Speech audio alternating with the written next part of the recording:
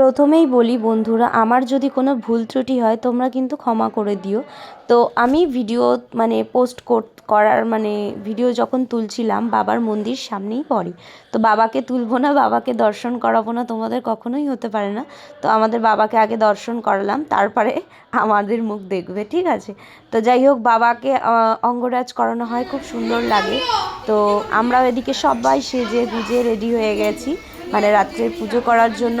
তো কেমন হয়েছে আমার সাজানোটা অবশ্যই কমেন্ট করে জানাবে। আর আমি বলছি ভিডিওটা থ্রুতে যারা যারা অনেক অনেক ধরো কোনো কিছু মানে ঠাকুরের কাছে চাইছো, সেই জিনিসটা হচ্ছে না, সেই আশা পূর্ণ হচ্ছে না, তোমরা কিন্তু সূর্য দেবতার কাছে একবার মানসিক করে দেখতে পারো। তোমাদের যদি সেই ফল লাভ না হয় তাহলে তোমরা বলবে যে দিদি তুমি কি বলেছিলে, যে তোমার কথা শুনে আমাদের হয়নি।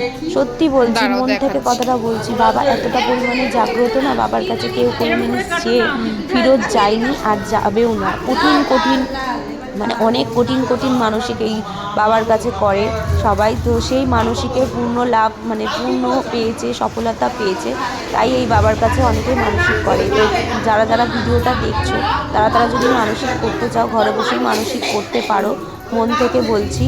তো ফল তোমরা না পাবেই। না, তো এখন এখন এখন অনেক অনেক আমার পরে কঠিন রোগ ব্যাধি কি অনেক কিছু কমেছে মানুষের। যেটা তো পড়েছে তার যারা উপরে যাবে। করতে চাও করতে পারো। হ্যাঁ, প্রথমত দেখো এখানে সবাই বসে রয়েছে, সবাইকে সিঁদুর পরাচ্ছিলাম। আমার না ব্যাস। লাল সিঁদুরটা পরানোর খুব ইচ্ছে ছিল, তাই শাশুড়ি মা লাল সিঁদুরটা আনিয়ে দিয়েছিল, তাই আমি সবাইকে লাল সিঁদুর পরাচ্ছিলাম। তো আমাকে ওরকম গাছ ফাছ বানিয়ে দিচ্ছে, বলছি মা অত করে টেনো না, আবার এত মুখের মধ্যে সিঁদুর না, মুখের ভেতর গুঁড়ো ঢুকে যাচ্ছিলো, আমাকে এরকম গোল গোল টিপগুলো আছে না ওরকম পড়াচ্ছিল। আমি যে যেরকম আছে একটাই করো, নাহলে এমনি কুটনি বুড়ির মতন দেখতে, আরও আমাকে কুটনি বুড়িই লাগবে। তা তো যাই হোক, ওই এটা কি রকম বন্ধ করে একটা এখানে? বলছিলাম। তো এই যে এটা হচ্ছে জুই, আমার পাশের বাড়ির সব, এগুলো আমার ননদিনী, এইটা আমার ননদিনী। তো ওই সেটাও হচ্ছে ঠিক। এই যে জুইয়ের কথা বলছিলাম যে হাসছে, জুই বৈশাখী এরা কিন্তু আমাদের পাশের বাড়িই থাকে, আমার শ্বশুরবাড়ির পাশের বাড়ি থাকে। আমার মেজো ননদিনীর বন্ধু, মামের কথা বলছি, ছোট ব্লগিং তো মামের এটা।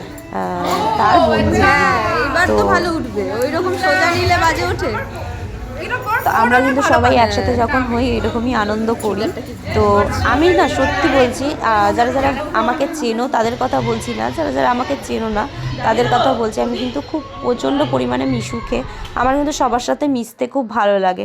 আর এমন ধরনের আমি একটা মেয়ে না, যে আমি পেটের যে আমার সাথে মন খুলে মিশবে, পেটের নাড়ি বুড়ির নক্ষত্রের কথা, এই যে বাবার দর্শন করিয়ে দিই তারপরেই বলছি কথা।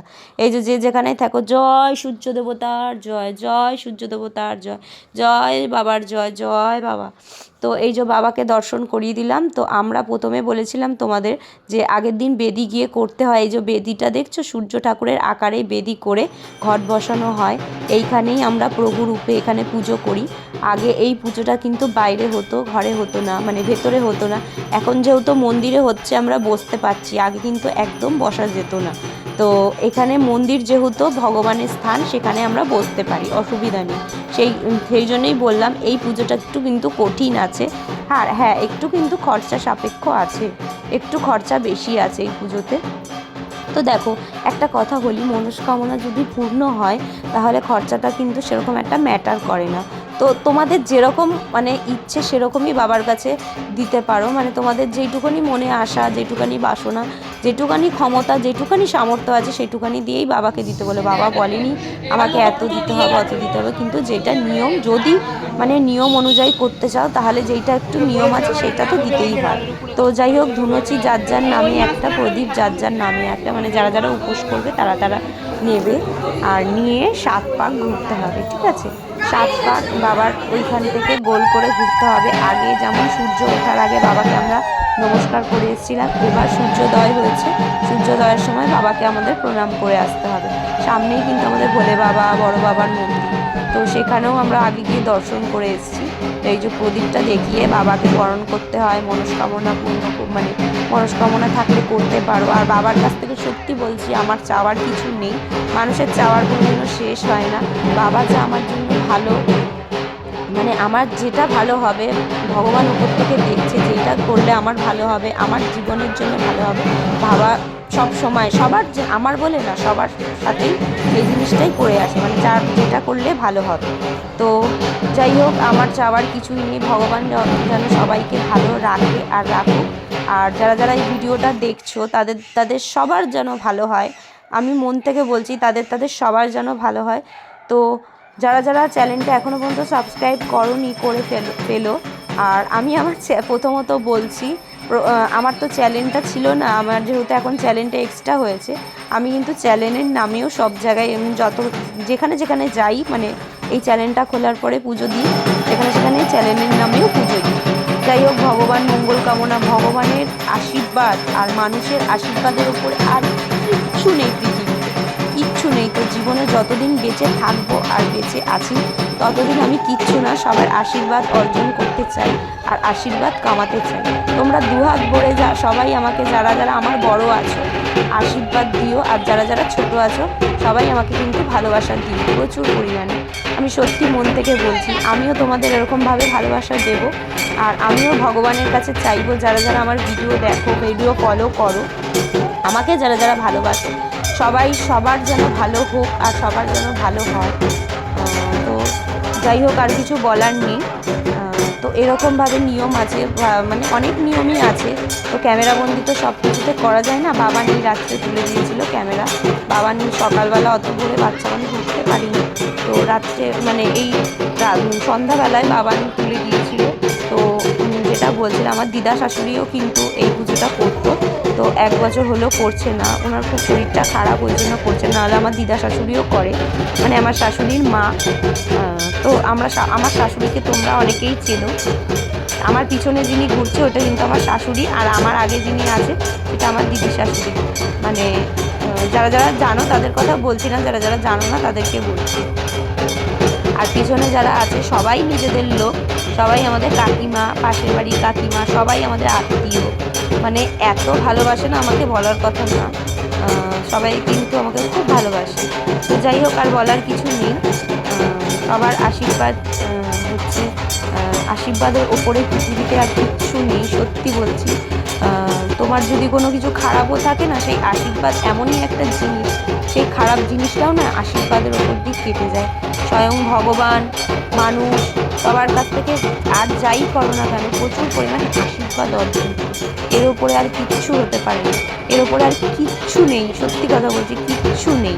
তো আমি যেটা বলছিলাম আর কি, এই প্রভুর কাছে অনেক কঠিন কঠিন মানসিক, যাদের অনেক মানে যাদের সন্তান হচ্ছিল না, যাদের অনেক কঠিন রোগ ব্যাধি রয়েছে, অনেকের কিন্তু অনেক কিছু সফল হয়েছে, তারপরে তারা এই পুজোটা করেছে, মানে অনেকে আবার করেও ছেড়ে দিয়েছে, মানে আগে আরও অনেক লোক ছিল, এখন আস্তে আস্তে কম হয়ে যাচ্ছে, জানি না কেন কম হয়ে যাচ্ছে বলতে, অনেকে হয়তো পারে না, অনেকের শরীর খারাপ, অনেকের বয়স হয়ে গেছে, অনেকের কোনো মানে কি বলবো, আর সেরকম একটা সময় নেই সংসারের প্রতি, ওই জন্যই।